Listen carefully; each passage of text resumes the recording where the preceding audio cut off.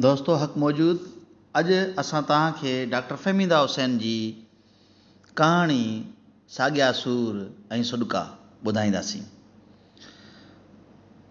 हुन मूं सां पंहिंजे अंदर जा सूर ओरिया त मूंखे पंहिंजा अहिड़ा साॻिया ॾुख दर्द यादि पिया जिन जे करे मूं सॼी ॼमार सुॾकी गुज़ारियो हो। हुन जो ऐं मुंहिंजो ॾुख बि साॻियो हो। हुन जी मुंहिंजी कहाणी बि साॻी हुई जंहिं असांजे वजूद जी नफ़ी कई हुई। अॼु हू सरमंद सां समूरा नाता टोड़े पंहिंजे घर मोटी आई हुई ऐं जॾहिं मूं पुछियोमांसि त मिठी इहो त ॿुधाए त आख़िर तो इहो एॾो वॾो फ़ैसिलो कीअं कयो?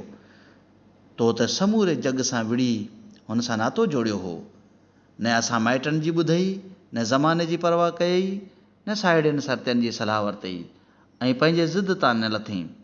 तोखे ख़बर हुई त हू शादीशुदा आहे, ॿारनि वारो आहे, माली तौर बि मुस्तक़िम नाहे, पोइ बि तो अहिड़ो फ़ैसिलो कयो हुयो त पोइ हाणे छा थियो? तॾहिं हुन संदसि वकालत कंदे चयो हो त अम्मा हू ॾाढो ॾुखोयल आहे। हुन जी पंहिंजी सौट ज़ाल सां ज़हनी हम आहंगी कान्हे। हू हिकु ॻोठाणी औरत आहे, साहुरनि सां नथी ठहे, ॿारनि जी सुठी परवरिश नथी करे, वातरादी आहे, मुड़ुस ॾांहुं ज़ाल जा फ़राइज़ पूरा नथी करे। हू घर ॿार हूंदे बि अकेलो आहे।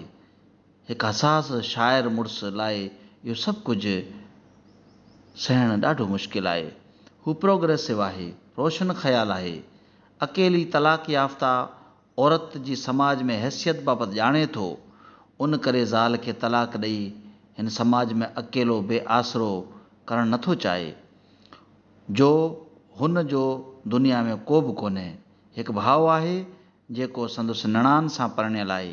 हुनखे तलाक मिलण जी सूरत में हुनखे बि तलाक थी वेंदी। हू भाउ जे दर ते वञी छा कंदी? हुनखे न माउ, न पीउ, न को ॿियो भाउ, न को माइट आहे। संदसि ॿार रुली वेंदा। मूं खेसि सम्झाइण लाइ ॿी शादी ऐं औरत जे हक़नि जा ॿिया के उज़ुर ॾिना त चयाईं त अम्मा हू औरत दुश्मन कोन्हे जो हुनखे बेसहारो छॾे ॾे। हू हिकु माउ खे पंहिंजनि ॿारनि खां जुदा करणु नथो चाहे। हू ॿारनि जी बि भलाई उन में थो सम्झे त उन्हनि खां उन्हनि जी ममता न छॾाए। पर मां हू बि इंसानु आहे। हुनखे बि हिकु हम ख़्याल बराबरि ज़हनी सतह जो जीवन साथी जी ज़रूरत आहे। हू मर्द आहे। हुन जूं के जज़्बाती ऐं जिस्मानी घुरिजूं आहिनि जेके हू रवायती मर्दनि वांगुरु पूरियूं करणु नथो चाहे। जो सॼो ॾींहुं विढ़ंदड़ ऐं वात कंदड़ हिकु बेशऊर औरत सां महज़ राति जो रिश्तो रखे उहे पूरियूं करे। अम्मा मूंखे मोकल ॾियो त आउं हुनखे उहो घर जो सुखु ॾियां। आउं धार घर वठी रहंदुसि।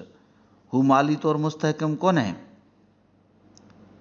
इहो आउं ॼाणा थी, पर अम्मा मूं वटि आला तालीम आहे, आला उहिदो आहे, माली तरह मुस्तहकम आहियां। मूंखे कुझु नथो घुरिजे, बसि हुनजो साथ थो घुरिजे। हू मुंहिंजी बि ज़हनी घुरिज आहे। असां जूं समूरियूं दिलचस्पियूं साॻियूं आहिनि। असांजी शाइरी, तख़लियती जमालियाती साञा, पाण में इल्मी अदबी ऐं ज़हनी हमाहंगी, इल्मु अदब, शाइरी जो नज़रियो, फ़लसफ़ो अहिड़ा मौज़ू आहिनि जिन ते असीं कलाकनि जा कलाक ॻाल्हाईंदा आहियूं ऐं कॾहिं बि थकबा कोन आहियूं। अम्मा हू ॾाढो ॾुखायल आहे। मूंखां हुनजी हेकलाई ऐं ॾुखु नथो ॾिठो थिए। हू मुंहिंजो दोस्त आहे। आउं हुनजो ॾुखु वंडणु थी चाहियां। पोइ हुन न असांजी ॿुधी ऐं न ई कंहिं फेमिनिस्ट दोस्त जी ऐं हाणे महज़ कुझु सालनि में अहिड़ो छा थियो आहे जो हुन एॾो फ़ैसिलो कयो आहे? तॾहिं हू सुॾकी पई। अम्मा हू न कूड़ो हो, न धोखेबाज़। हुनजी शादी पंहिंजी भेण जे ॿधी में कराई वई हुई। ज़ाल वाक़ई त ॻोठाणी हुई, पर हुन जा ॿार हुनजी कमज़ोरी हुआ। हुन सां शादी खां पोइ बि हू उन्हनि जे करे उते रहंदो हो। मूंखे झले छॾियाईं त कंहिंखे साणसि पंहिंजी शादी जो न ॿुधायां। अदबी गॾिजाणियुनि ऐं मुशाइरनि में बि हुन खां अलॻि वञा, अजनबी बणिजी मिलां, वेझी न अचां। हू मूंसां मिलण लाइ घर बि ॿारनि खां लिकी ईंदो हो। मूं तव्हांखे कोन ॿुधायो हो त आउं हफ़्तनि जा हफ़्ता संदसि इंतज़ारु कंदी हुअसि। केतिरा ॾींहं फ़ोन कोन कंदो हो। मुंहिंजे घणे ज़ोर भरण ते वाइदो करे बि कोन ईंदो हो। चवंदो हो त ॿारनि खे मुंहिंजी ज़रूरत आहे, कॾहिं उन्हनि जा इम्तिहान आहिनि, कॾहिं वेकेशन में घुमाइणो आहे, उन्हनि सां वक़्तु थो गुज़रे, उन्हनि खे कीअं छॾे अचां, कहिड़ो बहानो करियां। हुन वटि मूं लाइ वक़्तु कोन हो अम्मा, पर जॾहिं मूं वटि ईंदो हो त मुंहिंजे लाइ नओं हनीमून हूंदो हो। हुन सां ॻर लॻी दिलि जूं ॻाल्हियूं करे मुंहिंजी ममता ठरी पवंदी हुई। हुनजो विस्कीअ जा ढुक भरींदे मूंसां रोमानवी ॻाल्हियूं करणु, पंहिंजा ऐं दुनिया जी रोमानवी शाइरनि जा प्यार भरा शेर मुंहिंजे कननि में ओतणु मूंखे ॾाढो वणंदो हो। हू कालीदास खां शेक्सपियर ताईं, शाह लतीफ़ खां शेख अयाज़ ताईं दुनिया जे वॾनि शाइरनि जे इश्क जे फ़लसफ़े ते ॻाल्हाईंदो हो ऐं मुंहिंजे अंदर जे तख़लीकार ऐं शाइर खे मोहे छॾींदो हो। अम्मा, हू लफ़्ज़नि जो जादूगर हो। हू पंहिंजनि ॻाल्हियुनि जे मंड में मूंखे ईअं मंडे छॾींदो हो जो आउं कंहिं कोरीअड़े जे ॼार में फाथल मकड़ीअ वांगुरु तड़पणु लॻंदी हुअसि त मूंखे शांत बि उहो ई कंदो हो। पर मां पोइ मूं महसूसु कयो त हू ॾींहं जो कॾहिं बि कोन थिए आयो, सदाईं राति जो ईंदो हो। हुन लाइ आउं ॼणु मोखी हुअसि जंहिं वटि हू परोको पीअणु ईंदो हो। आउं साण हूंदी हुअसि। राति ख़तमु थियण ताईं हू मूं लाइ मजनू हो, फराहाद हो, मेहार हो, राणो हो। पर सुबुह थियण खां पोइ हुनखे चांगीअ ते चढ़ी वापसि वरणो पवंदो हो। जॾहिं जॾहिं मूं चाहियो त हू मूं वटि अचे त सुर्त सां अचे, बिना कंहिं डप जे प्यार जूं ॻाल्हियूं करे, कुझु मुंहिंजी बि ॿुधे, मुंहिंजे अंदर में झाती पाए ॾिसे त आउं छा थी चाहियां, मुंहिंजे मन में कहिड़ी माम लिकियलु आहे, मुंहिंजी ज़हनी उञ कीअं लहंदी, मुंहिंजी शाइरीअ ते ॻाल्हाए। पर हू उन लाइ तयारु कोन हो। हू ॾींहं जो मूं वटि अचण लाइ तयारु कोन हो। जॾहिं जॾहिं मूं इहा ॻाल्हि कई तॾहिं तॾहिं हू मूंसां विढ़ियो। मूंखे मेणा ॾिनई त तूं पंहिंजा वाइदा विसारे छॾिया आहिनि। तो वटि आउं पंहिंजा ॾुख विसारणु थो अचां, पंहिंजे इश्क जी उसाहट लाहिणु थो अचां, पंहिंजे प्यार जी उञ उजाइणु थो अचां। पर तूं बि रवायती ज़ाल बणिजंदी वञी। मूंखे इहो करण लाइ थी चवीं जेको मुमकिन कोन्हे। मूंखे अहसास गुनाह में मुब्तला थी करी। अम्मा, हू मूं वटि अचणु वक़्तु पंहिंजी नवीं कविता ऐं बोतल आणणु कोन विसारींदो आहे, पर मुंहिंजे लाइ को तोहफ़ो, का सूखड़ी वठणु सदाईं विसरी वेंदो आहे। ऐं मुआशी तौरु पाण भरी आहियां, मूंखे कंहिं बि शइ जी खोट कान्हे। पर पोइ बि दिलि चवंदी आहे त जीअं शादी खां अॻु मूं लाइ कॾहिं गुल त कॾहिं गजरा वठी ईंदो हो, तीअं हाणे बि कुझु वठी अचे। पर अम्मा, हाणे त चवे थो त आउं तोखे छॾे सघां थो, पर समाज ऐं पंहिंजी साख विञाइणु नथो चाहियां। तूं मुंहिंजी शाइरीअ जो उत्साह आहीं। तुंहिंजी मौजूदगी मुंहिंजे ज़हन खे जियारे थी, मुंहिंजे अंदर जी तख़लीकार खे उजारे थी। ऐं तोसां कचहरी करण खां पोइ मूंखे दुनिया जा फ़लसफ़ा, फ़िक्र ऐं शाइरी सम्झ में अचनि था। ऐं हा, रोज़ु रोज़ु मिलण बदिरां कॾहिं कॾहिं मिलण खां पोइ ई तुंहिंजे लाइ तांग ऐं तलब वधी वञे थी। तूं मूंखे वञण खां झलींदे त पोइ आउं तो वटि अचणु छॾे ॾींदुसि। अम्मा, इहो कहिड़ो प्यारु आहे, इहा कहिड़ी तांग आहे जेका मुंहिंजी सम्झ खां मथे आहे। आउं बि नॉर्मल ज़िंदगी गुज़ारणु चाहियां थी। मूमल वांगुरु काक जा कांग उॾाईंदे गुज़ारणु नथी चाहियां। शमा वांगुरु सॼी राति पिरह जी बाख फुटण ताईं इंतज़ार में सड़णु जलणु नथी चाहियां। होश हवास में खाइंसि प्यार जो इज़हार ॿुधणु चाहियां थी। अम्मा, इहा कैफ़ियत ॼणु मूंखे मुंहिंजे अंदर में खाए थी।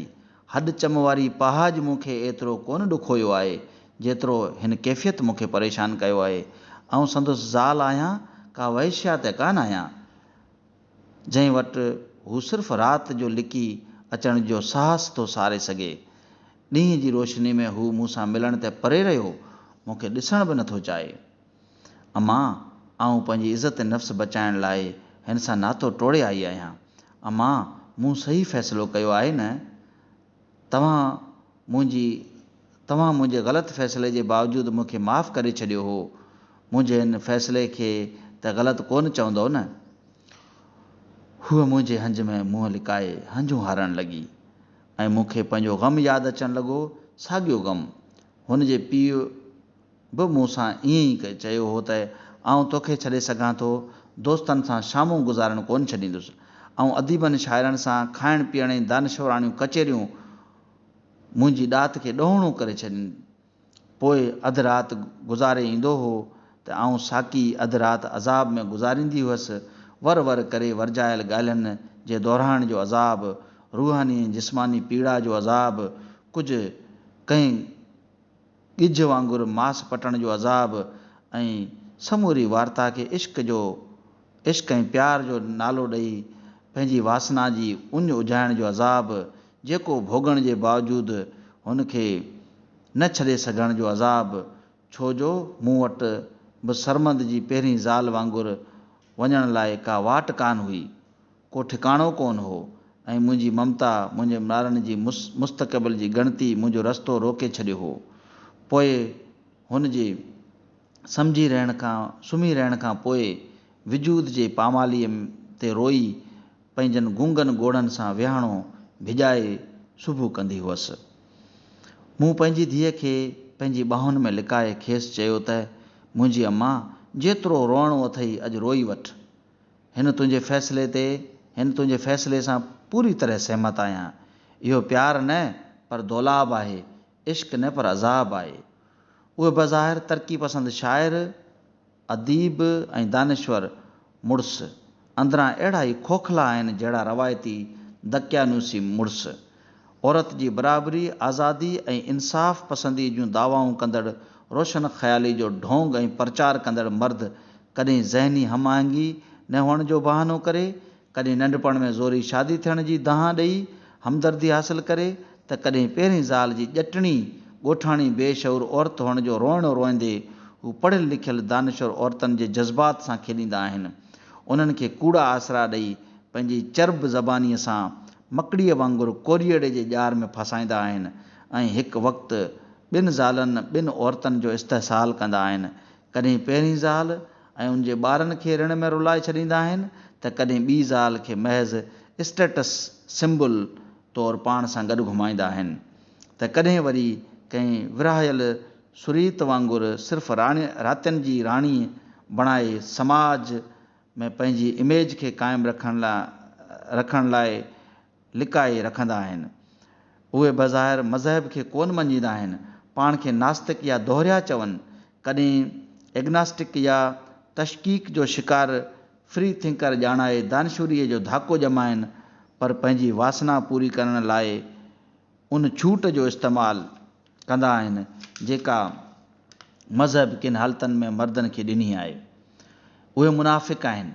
मुंहिंजी धीअ, तो जहिड़ियूं पढ़ियल लिखियल पाण भरियूं पाण वहिणियूं छोकिरियूं अलाए जे कॾहिं अहिड़नि मर्दनि जी मुनाफ़िकीअ जो मास्क लिकाए, मास्क पुठियां लिकल असुल बहरूप सुञाणे कंहिं मज़लूम औरत जी पहाज बणजण खां इनकार कंदियूं, अलाए जे कॾहिं उन्हनि कूड़नि दानशूरनि, अदीबनि, शाइरनि ऐं सियासतदाननि जी विछायल ॼार बाबति पाण ॼाणे सघंदियूं। दोस्तो, तव्हांजी वॾी महिरबानी। तव्हां असांजी कहाणी ॿुधी, जेकॾहिं पसंदि आई आहे त इनखे लाइक कयो, शेयर कयो ऐं कमेंट कयो, असांजे चैनल खे सब्सक्राइब कयो। महिरबानी तव्हांजी।